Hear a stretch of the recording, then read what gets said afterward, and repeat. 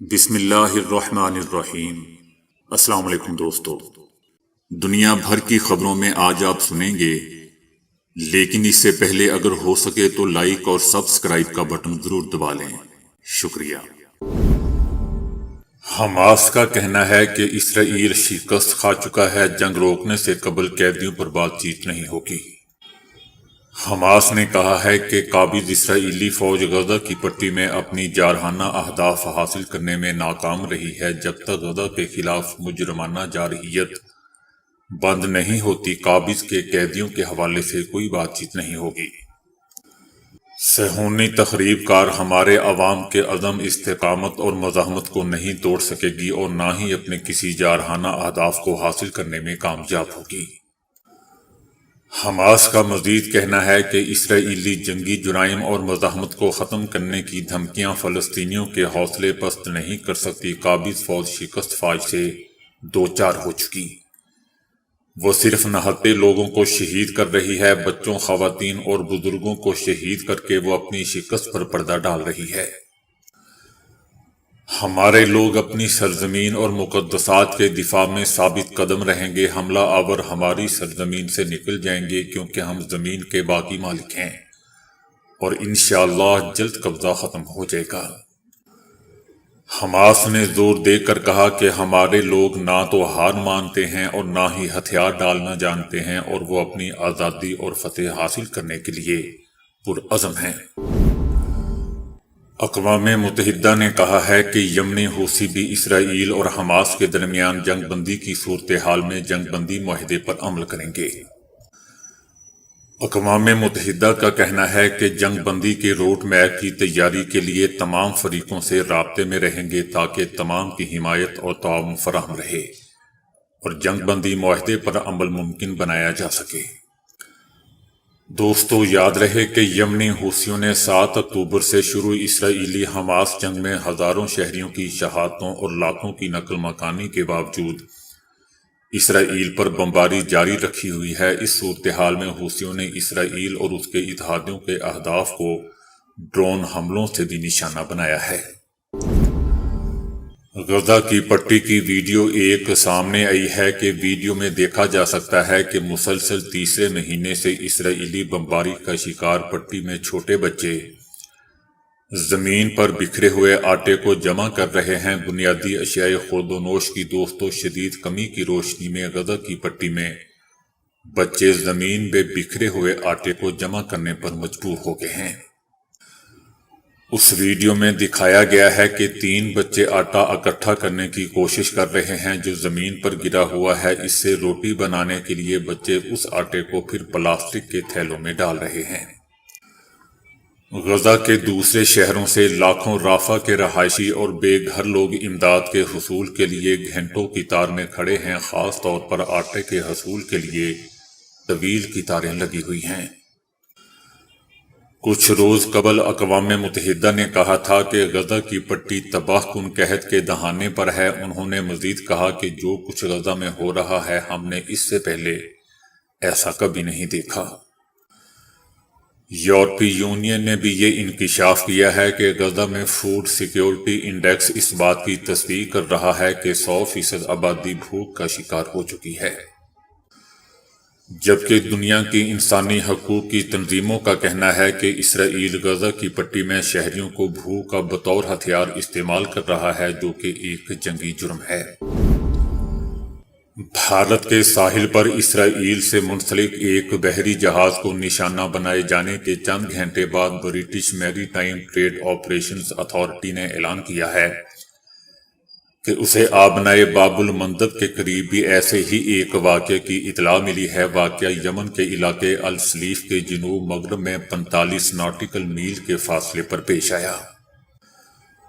بحری جہازوں کو کراس کرتے وقت احتیاط برتنے کی ہدایت کی گئی ہے۔ ہفتے کو ہی ایک تجارتی جہاز کو بحر ہند میں ڈرون حملے کا نشانہ بنایا گیا تھا، جس سے مادی نقصان پہنچا لیکن جانی نقصان نہیں ہوا۔ یہ بحری جہاز بھی اسرائیل سے منسلک تھا۔ اسرائیلی براڈ کاسٹنگ کارپوریشن نے بتایا ہے کہ ڈرون کو ایران سے لانچ کیا گیا۔ بھارت نے اس مقام پر ایک طیارہ اور ایک بحری جہاز بھیجا ہے۔ ابھی تک کسی فریق نے اس حملے کی ذمہ داری قبول نہیں کی ہے۔ ایرانی آرمی نے دھمکی دی ہے کہ جیسے جیسے جرائم جاری ہیں، امریکہ اور اس کے اتحادیوں کو نئے مزاحمتی قوتوں کے ابھرنے اور دیگر آبی گزرگاہوں کی بندش کی توقع کرنی چاہیے۔ امریکہ کا کہنا ہے کہ حوثیوں نے ڈرون اور بیلسٹک میزائلوں سے 100 سے زیادہ حملے کیے ہیں، جن میں 35 سے زیادہ مختلف ممالک سے منسلک 10 تجارتی جہازوں کو نشانہ بنایا گیا۔ بحر احمر میں تجارتی جہاز رانی میں خلل پڑنے سے امریکہ نے ایک بحری فوج کی تشکیل کا اتحاد بنایا ہے۔ اس فوج میں بحری جہازوں کی حفاظت کے لیے 20 سے زیادہ ملک شامل ہیں۔ اسرائیل کا ایک نیا بیان سامنے آیا ہے کہ غزہ میں جنگ بندی کل ہی ہو جائے گی، لیکن اس شرط پر کہ حماس اپنے زیر حراست قیدیوں کو رہا کر دے۔ جبکہ دوسری طرف حماس کا کہنا ہے کہ اسرائیل کی جانب سے جنگ روکے جانے تک اسرائیلی قیدیوں کے حوالے سے کوئی بات چیت نہیں ہوگی۔ حماس کا کہنا ہے کہ اگر اسرائیل اپنے یرغمالی افراد کو زندہ واپس چاہتا ہے تو اسے غزہ کی پٹی پر حملہ روکنا ہوگا۔ اسرائیلی وزیر اعظم نیتن یاہو اور ان کی حکومت ایک ایسی جنگ میں پھنس چکے ہیں جس کا کوئی اختتام نہیں ہے۔ وہ غزہ کی ریت میں زیادہ سے زیادہ دھنستے جا رہے ہیں۔ حماس کا مزید کہنا ہے کہ ان کی حکومت کا خاتمہ بالکل قریب ہے۔ انہوں نے فلسطینی دھڑوں کو ختم کرنے کی اسرائیلی دھمکیوں کو بھی کھوکھلے دعوے قرار دے دیا۔ حماس نے اسرائیلی فوجی مہم کو مزید عارضی طور پر روکنے کو بھی مسترد کر دیا اور کہا کہ وہ صرف ایک مستقل جنگ بندی پر بات کریں گے، اور یہ ایسی جنگ بندی ہوگی جس میں فلسطینی شہریوں کے لیے محفوظ پناہ گاہوں کے قیام پر زور دیا جائے گا۔ فلسطینی شہریوں کو مناسب خوراک اور طبی امداد پہنچانے کی بات کی جائے گی۔ حماس کے عسکری ونگ القسام برگیڈز نے ایک بیان جاری کیا ہے کہ غزہ میں اسرائیلی بمباری کے باعث اس کا 5 قیدیوں کے رکھوالی کرنے والے اپنے گروپ سے رابطہ منقطع ہو گیا ہے۔ حماس کا کہنا ہے کہ ان کے خیال میں اسرائیلی حملے میں ان قیدیوں کی اموات ہو چکی ہے۔ اقوام متحدہ کی سلامتی کونسل کی قرارداد کے باوجود رات بھر بھی غزہ پر اسرائیلی حملے جاری رہے اور مصر میں ہونے والے مذاکرات میں ممکنہ پیش رفت کی امیدیں دم توڑ گئی ہیں، جن کا مقصد اسرائیل اور حماس کو ایک نئی جنگ بندی پر راضی کرنا تھا۔ انٹرنیشنل عالمی انسانی حقوق کی تنظیموں کا کہنا ہے کہ غزہ میں جنگ بندی کی چابی امریکہ کے پاس ہے۔ ان تنظیموں کا کہنا ہے کہ غزہ میں جاری قتل عام اور عالمی قانون کی خلاف ورزیاں صرف امریکہ روک سکتا ہے۔ تنظیموں کا کہنا ہے کہ سلامتی کونسل کی غزہ میں امداد کی قرارداد مشکلات کے سمندر میں قطرے کے برابر ہے، اور غزہ میں انسانی امداد کی فراہمی میں کوئی رکاوٹ نہیں ہونی چاہیے۔ اسرائیل کو غزہ کی امداد نہیں روکنی چاہیے۔ ایران کے صدر ابراہیم رئیسی نے کہا ہے کہ مقبوضہ فلسطین کی مزاحمتی تنظیم حماس کا 7 اکتوبر کو حملہ فلسطینیوں کے ساتھ جاری ناانصافیوں کا رد عمل ہے۔ مسلم دنیا اور تمام آزاد لوگوں کے لیے مسئلہ فلسطین کی مرکزی حیثیت ہے۔ ان کا کہنا تھا کہ فلسطینیوں کے خلاف اسرائیلی جنگی جرائم پر بین الاقوامی ادارے بھی خاموش ہیں۔ فلسطینیوں پر اسرائیلی جنگی جرائم بین الاقوامی اداروں کی ناکامی ہے۔ فلسطینی علاقوں پر مستقل قبضہ قابض کو قانونی جواز فراہم نہیں کرتا۔ فلسطینیوں کو اپنے دفاع کا حق حاصل ہے، اور 7 اکتوبر کو حماس کا حملہ فلسطینیوں کے ساتھ جاری ناانصافیوں کا ایک رد عمل ہے۔ دوسری جانب دوستو، غزہ پر اسرائیلی حملے جاری ہیں اور جبالیہ میں گھروں پر بمباری کے نتیجے میں درجنوں فلسطینی شہید ہو چکے ہیں، جبکہ جبالیہ کیمپ میں پینے کے پانی کا آخری پلانٹ بھی اسرائیلی فوجی نے تباہ کر دیا۔ اسرائیلی حملوں میں شہداء کی تعداد 20,000 سے تجاوز کر گئی ہے، اور ان شہداء میں 70% خواتین اور بچے شامل ہیں۔ امریکی اداکارہ اینجلینا جولی نے انسانی حقوق کے حوالے سے دنیا کے امتیازی سلوک اور دوگلے پن پر مایوسی کا اظہار کیا ہے۔ ان کا کہنا تھا کہ انہیں تقریباً 20 سال بعد حقیقت کا احساس ہوا کہ انہیں انسانی ہمدردی کے میدان میں کام کرنا چاہیے۔ انجلینا جولی نے کہا کہ انہوں نے دریافت کیا کہ کچھ چیزیں اس آسان طریقے سے آگے نہیں بڑھتی ہیں۔ میں نے سیکھا ہے کہ دنیا اس طریقے سے نہیں چلتی بلکہ ایک اور ہی طریقے سے چلتی ہے۔ ہم کچھ لوگوں کو یہ حقوق اور انصاف دے سکتے ہیں اور شاید ہم کچھ دوسروں کو ان سے محروم بھی رکھتے ہیں۔ ان کا کہنا تھا کہ وہ شروع میں مانتی تھی کہ واضح حدود اور کچھ سمجھ بوجھ موجود ہے، مگر معاملہ اتنا سادہ اور آسان نہیں جتنا ہم سمجھتے ہیں۔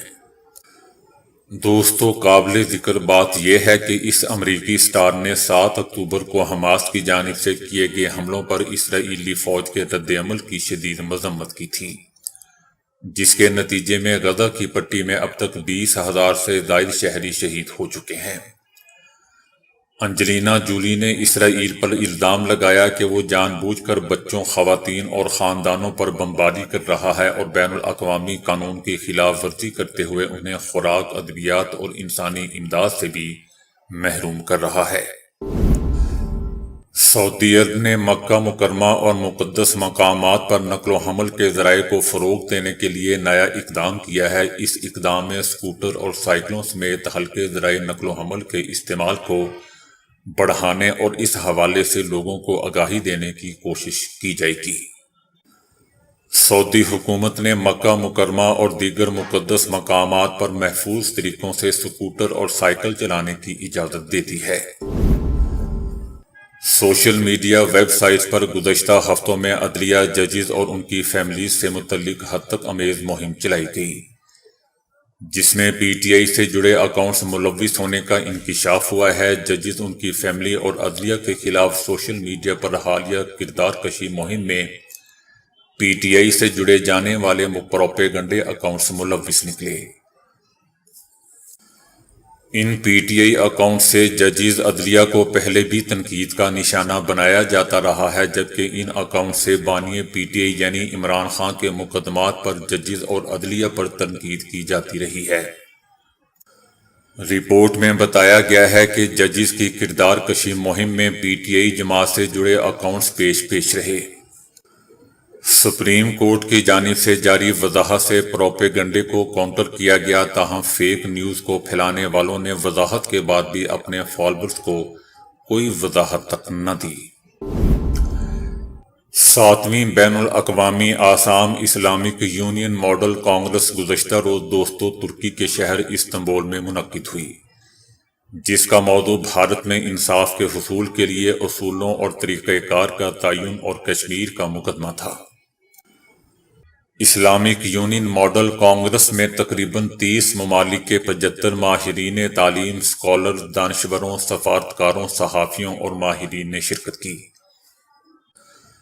مقررین کا کہنا تھا کہ مقبوضہ وادی میں انصاف کی صورتحال انتہائی ابتر اور خوفناک ہے، جہاں انصاف کا نظام بری طرح ناکام ہو چکا ہے۔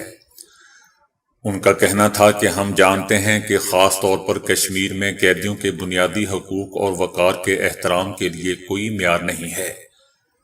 اس کے علاوہ بین الاقوامی سطح پر تسلیم شدہ اصولوں کو حکومت بند کے منظور کردہ قوانین، خاص طور پر Jammu and Kashmir public safety act یعنی پی ایس اے اور armed forces special powers act میں نظر انداز کیا گیا ہے، جو صرف مقبوضہ وادی پر لاگو ہوتے ہیں۔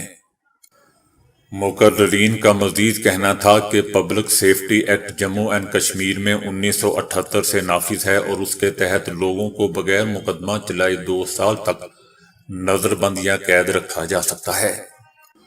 انہوں نے کہا کہ اقوام متحدہ کے 1 درجن سے زائد خصوصی نمائندوں اور دیگر عالمی تنظیموں کی اپیلوں کے باوجود بھارت کو ان قوانین کو واپس لینے کے لیے تیار نہیں ہے۔ مقررین کا کہنا تھا کہ عدلیہ مقبوضہ جموں اینڈ کشمیر میں شدید دباؤ میں کام کر رہی ہے۔ جو جج غیر جانبدارانہ طور پر انصاف فراہم کرنے کی کوشش کرتے ہیں، انہیں یا تو بھارت کی کسی دور دراز ریاست میں تبدیل کر دیا جاتا ہے یا استعفیٰ دینے پر مجبور کر دیا جاتا ہے۔ انہوں نے کہا کہ حقیقت میں کشمیری عوام قیدی ہیں، اپنے ضمیر کے قیدی، انہیں زندہ رہنے اور آزادی کے حق سمیت ناقابل تشخیص انسانی حقوق سے صرف اس لیے محروم رکھا گیا ہے کہ وہ اپنے بنیادی حق خود ارادیت کا مطالبہ کریں۔ آپ گوشت کو 2 ماہ سے کئی ماہ تک محفوظ بنا سکتے ہیں، در حقیقت گوشت کو ہفتوں، مہینوں بلکہ 1 سال تک محفوظ کیا جا سکتا ہے، اور اس کے لیے فریزر ہی سب سے واضح طریقہ کار ہے۔ دنیا کے مختلف ممالک میں عید الاضحیٰ جوش و خروش سے منائی گئی۔ قربانی کی استطاعت رکھنے والے لوگوں نے نماز عید کے بعد جانور قربان کیے، اور شرعی حکم کے مطابق اسے غربا، مساکین اور دیگر مصارف میں تقسیم بھی کیا گیا۔ تاہم سب کچھ ہونے کے باوجود گھروں میں گوشت کی بڑی تعداد اکٹھی ہو جاتی ہے۔ گوشت کو محفوظ بنانے کے لیے مختلف ٹوٹکے استعمال کیے جاتے ہیں، جبکہ جدید دور میں اسے محفوظ بنانے کے لیے فریج کو نہایت ہی اہمیت حاصل ہے۔ اگر آپ قربانی کے گوشت کو زیادہ عرصے تک محفوظ بنانا اور استعمال کرنا چاہتے ہیں تو قربانی کا گوشت فریز کرنے سے پہلے اسے دھونے سے گریز کریں، کیونکہ گوشت پر پانی لگنے کے بعد اسے رکھا جائے تو اس میں بیکٹیریا پیدا ہو جاتا ہے جو گوشت کو خراب کر دیتا ہے۔ فریزر میں رکھنے سے پہلے گوشت کے پیکج بنانے ضروری ہیں، یعنی سب سے پہلے تو ضروری ہے کہ گوشت ہوا سے بچے۔ اگر ایسا ممکن نہ ہو تو ایئر ٹائٹ برتنوں کو بھی استعمال کیا جا سکتا ہے۔ جتنا ہو سکے ہڈیوں کو نکال دیں، کیونکہ فریزر میں ہڈیاں زیادہ جگہ گھیرتی ہیں، جس سے فریزر کو کام بھی زیادہ کرنا پڑتا ہے۔ گوشت کے سلائس کے درمیان فریزر پیپر کو رکھیں تاکہ وہ علیحدہ رہے، جس سے انہیں پکانے کے لیے استعمال کرنے میں آسانی ہو۔ کچے گوشت کو 4 سے 12 ماہ تک منجمد کر کے رکھا جا سکتا ہے۔ کچا قیمہ 3 ماہ تک ہی فریزر میں ٹھیک رہ سکتا ہے۔ پکے ہوئے گوشت کو 2 سے 3 ماہ کے لیے محفوظ کیا جا سکتا ہے۔ اگر تو آپ فریج یا فریزر سے محروم ہے تو واٹر کولر کو بھی استعمال کیا جا سکتا ہے، جس کے لیے بجلی کی بھی ضرورت نہیں ہوتی، یا بجلی کے بریک ڈاؤن کی صورت میں عارضی طور پر اس کو استعمال کیا جا سکتا ہے۔ اس مقصد کے لیے کولر کو برف سے بھرنا ہوگا تاکہ وہ ٹھنڈا ہو سکے۔ پہلے کچھ برف کولر کی تہہ میں رکھیں، پھر گوشت اس میں رکھ دیں، اس کے بعد گوشت کو مزید برف سے کور کر دیں۔ اس بات کو یقینی بنائیں کہ گوشت کے ارد گرد برف موجود رہے۔ جب برف پگھلے تو مزید برف کو اس میں ڈال دیں۔ منجمد گوشت کو دوبارہ قابل استعمال بنانے کے لیے ایئر ٹائٹ پیکج کو ٹھنڈے پانی میں ڈبو دیں، اور ہر آدھے گھنٹے بعد اس وقت تک پانی بدلتے رہیں جب تک برف پگھل نہ جائے۔ پکانے سے پہلے دیکھیں کہ گوشت فریز کرنے سے اس کی رنگت ختم تو نہیں ہو گئی۔ اگر ایسا ہو تو اوپری حصے کو کھانے سے پہلے کاٹ لیں، اور ہاں، اگر اس میں بو ہو تو اسے کھانے سے گریز کریں۔ گوشت کو محفوظ کرنے کا قدیم ترین طریقوں میں سے ایک یہ ہے کہ ایئر ٹائٹ برتن یا بیگ میں گوشت کو نمک سے مکمل طور پر کور کر کے کسی ٹھنڈی جگہ پر 1 ماہ تک رکھا جا سکتا ہے۔ پکانے سے پہلے اضافی نمک کو دھو لیں۔ امریکہ میں ایک خاتون ٹیچر کو اس کے طالب علموں نے ایسی چیز خرید کر تحفے میں دے دی کہ اس کے شوہر کا 20 سال پرانا جھوٹ پکڑا گیا۔ اس خاتون نے سوشل میڈیا پر ایک پوسٹ میں بتایا ہے کہ گزشتہ دنوں اس کے طالب علموں نے ہیرے جانچنے والا ایک آلہ تحفے میں دیا۔ اس آلے کے ذریعے اس نے اپنی منگنی کی انگوٹھی چیک کی، جو 20 سال پہلے اس کے شوہر نے اسے پہنائی تھی۔ انگوٹھی کا ہیرا جانچنے پر معلوم ہوا کہ یہ نقلی تھا، جس پر خاتون غصے سے آگ بگولا ہو گئی، اور شادی کے 20 سال بعد منگنی کی انگوٹھی کی وجہ سے دونوں میں شدید جھگڑا بھی ہوا۔ خاتون نے اپنی پوسٹ میں لکھا کہ ہماری شادی کو 20 سال ہو گئے ہیں، اور اس عرصے میں مجھے کبھی بھی ایک لمحے کے لیے بھی شک نہیں ہوا کہ میرے شوہر نے میرے ساتھ ایسا دھوکہ کر رکھا ہے۔ ایک دن میرے ایک طالب علم نے میری انگوٹھی دیکھ کر کہا کہ یہ ہیرا تو نقلی ہے، جس پر میں نے اسے غلط قرار دے دیا۔ چند دن بعد اس نے دیگر طالب علموں کے ساتھ مل کر ہیرے جانچنے والی ڈیوائس خریدی اور لا کر مجھے دے دی۔ جب میں نے اس ڈیوائس سے ہیرے کو چیک کیا تو وہ واقعی نقلی تھا۔ وہ ہیرا نہیں بلکہ محض شیشے کا ایک موتی تھا۔ تو دوستو، ابھی کے لیے اتنا ہی۔ ویڈیو کو لائک اور شیئر کرنے کا بہت بہت شکریہ۔